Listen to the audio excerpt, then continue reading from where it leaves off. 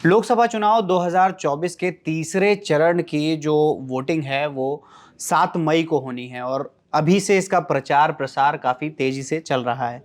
आज हम जिस सीट की बात करेंगे वो सीट है हैदराबाद लोकसभा सीट, जो कि एक काफ़ी इम्पॉर्टेंट सीट है।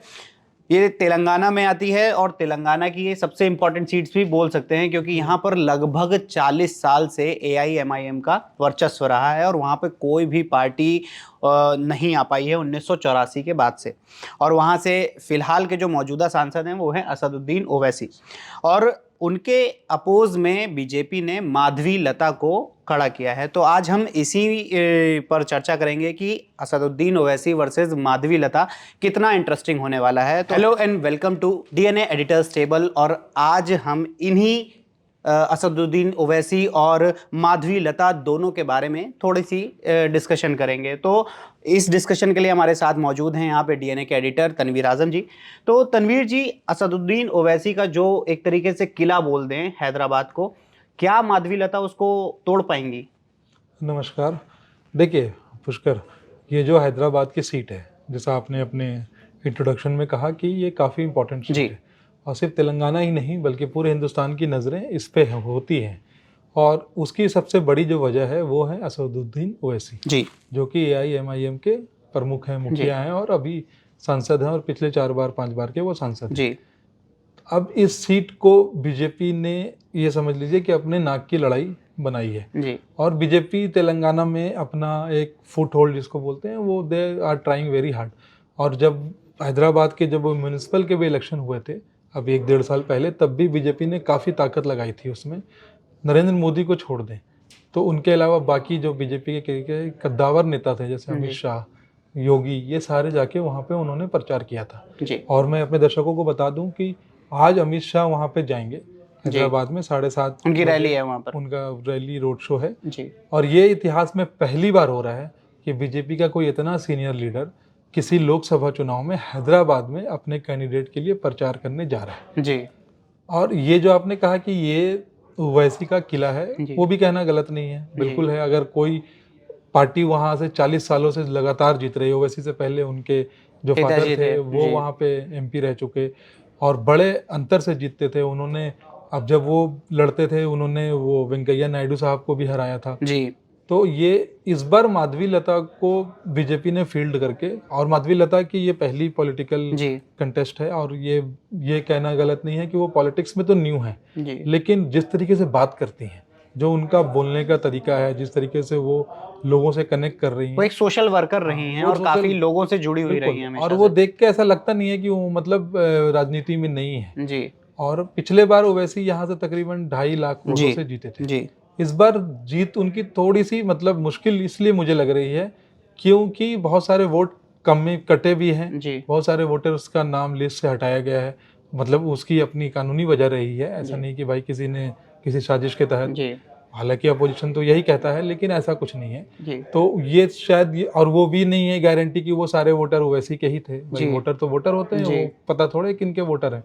तो इस बार मतलब ये लड़ाई बहुत इंटरेस्टिंग है। जी। और जैसे ये जो हैदराबाद की सीट है, जी। इसमें 7 वो हैं विधानसभा सीट है। विधानसभा जी। सीटें, जिनमें 6 पर एआईएम का जी। कब्जा है और एक सीट जो है वो केवल बीजेपी की है, जिससे कि टी राजा जो हैं उनके जी। वहाँ के वो हैं, विधायक हैं।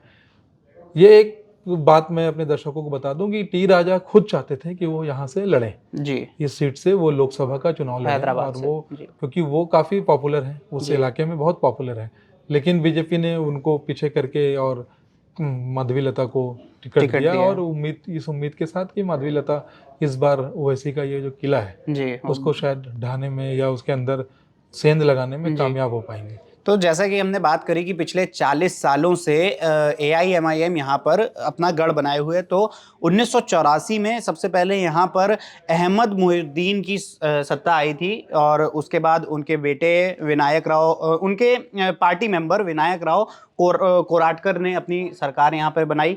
और उसके बाद गोपालिया सुबुकृष्णा ने अपनी सरकार बनाई। और 6 बार सांसद रहे सुल्तान सलाहुद्दीन ओवैसी, जो कि असदुद्दीन ओवैसी के पिता हैं। उन्होंने 6 बार वहां पर सांसद बने वो वहां पर, और 1996 में पहली बार बीजेपी से वेंकैया नायडू साहब ने वहां पर कंटेस्ट किया था, जो कि 72,000 वोटों से हार गए थे। और उसके बाद यहाँ पर आए हैं असदुद्दीन ओवैसी, जो कि 4 बार से यहाँ पर सांसद रह चुके हैं।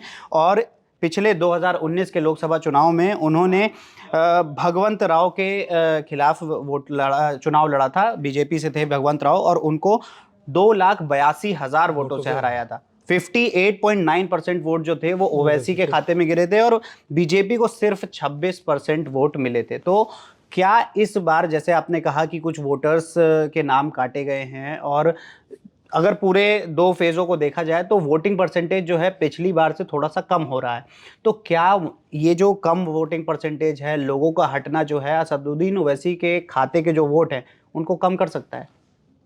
देखिए, जैसा कि दर्शक जानते हैं और जो नहीं जानते हैं उन्हें बता दूं कि तकरीबन 60% के करीब वहाँ पे मुसलमान वोटर तो हैं जी। और ये मतलब मुस्लिम वोटर्स जो हैं वो ओवैसी के पीछे लामबंद होते हैं जी। ओवैसी, हालांकि उनके पार्टी की केवल 2 सीटें हैं जी। अभी जो लोकसभा 17वीं लोकसभा जो थी उसमें केवल 2 सीटें थी, एक हैदराबाद और एक औरंगाबाद की। लेकिन ओवैसी एक नेशनल लेवल के पॉलिटिशियन है, उनकी पार्टी हर जगह जाके चुनाव लड़ती है, यूपी में भी लड़ती है, बिहार में भी लड़ती है, दिल्ली में भी लड़ती है।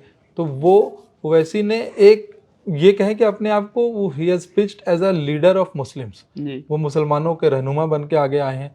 और कहीं ना कहीं ओवैसी को टारगेट करना, ओवैसी के खिलाफ एक स्ट्रॉन्ग कैंडिडेट देना और कैंपेनिंग करना, कहीं ना कहीं ये बीजेपी के लिए भी एक उनकी राजनीति को भी फायदा पहुंचाती है। जी।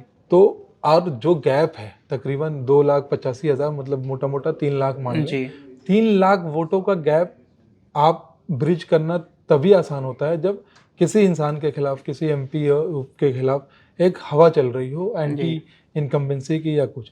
वैसे के खिलाफ ऐसा कुछ दिखता नहीं है। जी। मैं हैदराबाद जाता रहता हूँ, हैदराबाद में मेरे मतलब दोस्त हैं, काफ़ी लोग हैं, वो कहते हैं कि नहीं ओवैसी हमारे लिए अच्छा है। वो उन्होंने वहाँ पे हॉस्पिटल बनवा रखे हैं, एडुकेशन के लिए भी वो लोगों को मतलब मदद करते हैं, एजुकेशनल इंस्टीट्यूट्स भी हैं जो उनकी पार्टी रन करती है।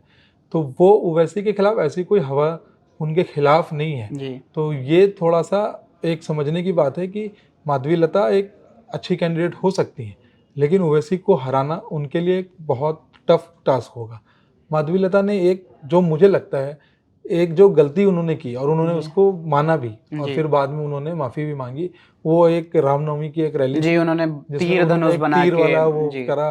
बाद में उन्होंने फिर ये बोला कि ये अमन का तीर था और मैं किसी के धार्मिक भावनाओं को आहत नहीं करना चाहती। ये उन्होंने इसलिए किया क्योंकि वहां पे हैदराबाद में अच्छी खासी जो मुसलमानों की जो तादाद है वो पसमानदा मुसलमानों की है, जो बैकवर्ड और एक्सट्रीमली बैकवर्ड जो मुस्लिम होते हैं। और अभी 2-3 सालों में ये देखा गया है कि यूपी के और बिहार के जो पसमानदा मुसलमान हैं वो थोड़ा बीजेपी की तरफ जा रहे हैं। जी।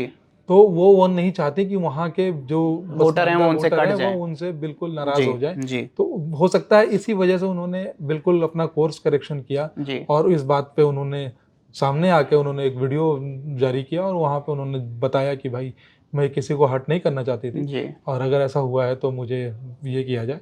तो ये मुझे जो लड़ाई है बहुत इंटरेस्टिंग लग रही है जी। और यू नेवर नो, राजनीति में हम लोगों ने देखा है बड़े बड़े नेताओं को हारते हुए देखा है। बस मतलब जैसे गोविंदा ने एक बार राम नायक जैसे बीजेपी के बहुत बड़े कद्दावर लीडर थे और गोविंदा को कांग्रेस ने टिकट दिया था और गोविंदा ने हरा दिया था। तो राजनीति में कुछ भी पॉसिबल है।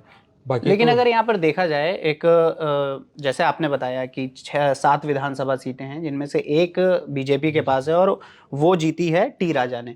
तो टी राजा ने अगर एक गढ़ में जाके एक सीट जीती है, मतलब उनका एक प्रभुत्व वहाँ पे है। तो टी राजा को टिकट ना देकर माधवीलता को टिकट देना कितना सही है? देखिए, टी राजा जो हैं वो कभी ज़्यादातर अपने बयानों को लेकर चर्चा में रहते हैं और उनके एक बयान कभी कभी बीजेपी के लिए सरदर्द बन जाते हैं। बीजेपी एक नेशनल पार्टी है जी। और प्राइम मिनिस्टर मोदी का नारा भी है सबका साथ, सबका विकास, सबका विश्वास। टी राजा के कुछ बयानों से बीजेपी को प्रॉब्लम हुई है। टी राजा को बीजेपी ने सस्पेंड भी किया था पार्टी से कुछ दिनों के लिए। टी राजा कई बार जेल भी गए अपने भड़काऊ बयान की वजह से। तो मुझे लगता है कि ये हो सकता था कि अगर वो टी राजा को टिकट देते तो फिर मुस्लिम वोटर बिल्कुल ही पोलराइज हो जाता, और अगर आप 60% वोटर पोलराइज हो गया तो फिर उस सीट को जीतना बीजेपी के लिए नामुमकिन हो जाता। जी। इस वजह से मुझे लगता है कि उन्होंने माधवी लता पे दांव खेला है। महिला कैंडिडेट हैं, 3 तलाक पे काफ़ी मुखर होकर बोलती हैं, जी। और 3 तलाक एक ऐसी चीज़ है जो बहुत सारी मुस्लिम महिलाएं उसका जी। समर्थन करती हैं कि ये सरकार ने अच्छा किया, मोदी सरकार का ये अच्छा कदम था। तो हो सकता है कि बीजेपी वो मुस्लिम महिलाओं को अपनी तरफ ये करने के लिए कि भाई वो जो अगर हमें वोट देना चाहें जी। तो वो राजा को ना देती शायद, लेकिन वो शायद माधवी माधवी लता लता को को दे दें। दें। जी। ये एक वजह हो सकती है कि उन्होंने एक फ्रेश फेस पे, और जी। माधवी लता जैसा मैंने बताया कि पढ़ी लिखी हैं जी। और काफ़ी डॉक्टर हैं और बहुत अच्छी बातें करती हैं और बोलने में उनको काफ़ी एक्सपर्ट हैं वो। जी। तो ये मतलब बीजेपी की बहुत अच्छा डिसीजन मैं कहूँगा कि उन्होंने एक राइट कैंडिडेट पे अपना बेट लगाया है। और जी। ये भी एक वजह हो सकती है कि अमित शाह खुद, इस वक्त इलेक्शन चल रहे हैं, पूरे हिंदुस्तान में इलेक्शन जी। का माहौल है, उसमें से वो अपना समय निकाल के और वहाँ जाके कैंपेन करेंगे पहली बार। जी। तो ये एक मतलब पार्टी को उम्मीद है कि वहाँ पे वो कुछ इस बार कमाल कर सकती है। जी, तो जैसा कि हमने जाना कि तेलंगाना की जो हैदराबाद लोकसभा सीट है, वहाँ पर असदुद्दीन ओवैसी वर्सेस माधवी लता का जो चुनाव है, वो कितना ज़्यादा इंटरेस्टिंग होने वाला है। बीजेपी और एआईएमआईएम के बीच में जो टक्कर है, वो इस बार कांटे की देखने को मिलेगी। आपको क्या लगता है, दोनों पार्टी में से कौन-सी पार्टी बाजी मारेगी? हमें कमेंट सेक्शन में ज़रूर बताएँ और ऐसे ही और भी एनालिसिस के लिए जुड़े रहें डीएनए के साथ।